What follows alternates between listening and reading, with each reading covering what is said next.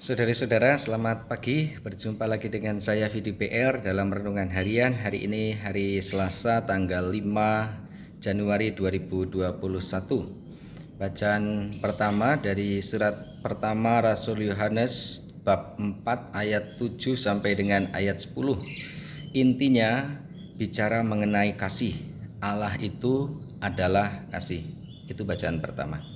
Dalam bacaan Injil yang diambil dari Markus bab 6 ayat 34 sampai dengan ayat 44 bicara mengenai kisah bagaimana Yesus dengan para muridnya melihat sejumlah besar orang yang akhirnya membuat Yesus berkomentar spontan seperti banyak domba yang tidak punya gembala, artinya kasihan, tidak punya penuntun, tidak punya pendamping, tidak punya pemimpin. Lalu Yesus mengajak para murid untuk memberi mereka itu makan. Apa yang bisa kita renungkan, saudara-saudara yang terkasih? Saya mengajak Anda bermenung dari Injil Markus bab 6 ayat 34 sampai dengan ayat 44 hari ini. Kamu harus memberi mereka makan. Saya mengingat akan cerita tadi malam saya dengan Romo Karulus ketika saya masih kecil. Pada waktu itu kami bernostalgia saat tahun tertentu, tahun 90-90-an, ada seorang misionaris OMI 3 orang dari Prancis. Salah satunya ditempatkan di Majenang. Apa komentar Pastor Subra OMI setelah kembali ke Cilacap karena hanya setengah tahun di Majenang? Komentarnya adalah begini: umat di Majenang itu seperti domba yang tidak memiliki gembala. Seperti bacaan hari ini. Dan tadi malam diseringkan oleh Romo Karulus, kami bincang-bincang dan saya teringat akan itu. Artinya bahwa ada banyak orang yang merindukan kehadiran, petunjuk, pendampingan, bimbingan, dipimpin, tetapi tidak ada. Saudara-saudara yang terkasih, saya mengingat dulu dan sekarang. Sekarang di Cilacap ini bukan hanya kekurangan imam, tidak seperti zaman dahulu Romo Karulus waktu masih muda. Di sini satu paroki saja imamnya 4. Belum ada kelompok yang namanya juniorat di sana. Ada imamnya, ada brudernya, ada fraternya. Saya mengatakan, boleh dikatakan bahwa di sini saya rasa bukan hanya kekurangan, lebih dari cukup. Tetapi apakah benar bahwa dengan lebih dari cukup ini umat sudah terlayani dengan baik? Umat sudah lebih-lebih dalam hal pelayanan?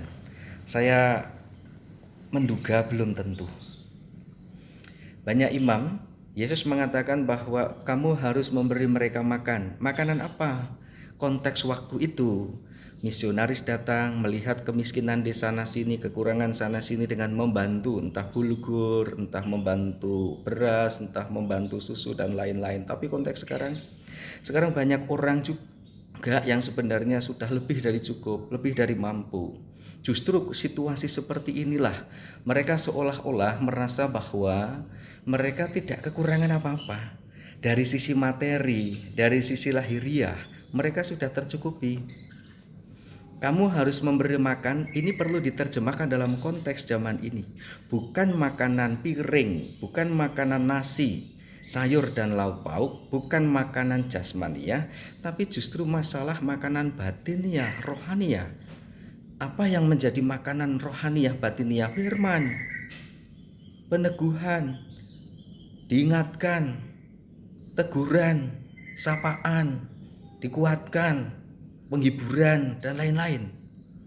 Tapi rasa-rasa orang-orang zaman sekini mengesampingkan, kurang begitu mempedulikan itu dengan kesibukan yang luar biasa untuk bekerja, bisnis, dan macam-macam, kebutuhan jasmania, fisik, makan minum, material, kebendaan duniawi.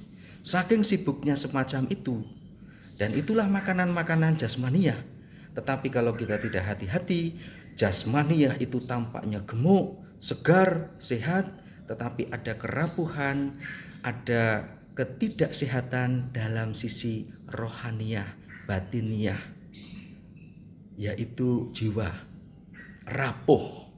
iman, jiwa, perasaan, sehingga orang menisbikan, cenderung merelatifkan, ini benar dan salah, ini boleh dilakukan dan tidak, ini berdosa dan tidak. Orang tidak pusing lagi karena saya punya kebutuhan ini, saya punya kerinduan ini, lalu sudahlah nanti dan sebagainya. Dan inilah pentingnya sebenarnya makanan rohani yang disampaikan oleh para gembala itu, diterjemahkan dalam konteks dewasa zaman ini. Bukannya imam atau para rasul yang enggan memberi, tapi seringkali cenderung bahwa justru umat sendiri yang enggan untuk menerima itu. Pendampingan, teguran, sapaan, diingatkan dan sebagainya.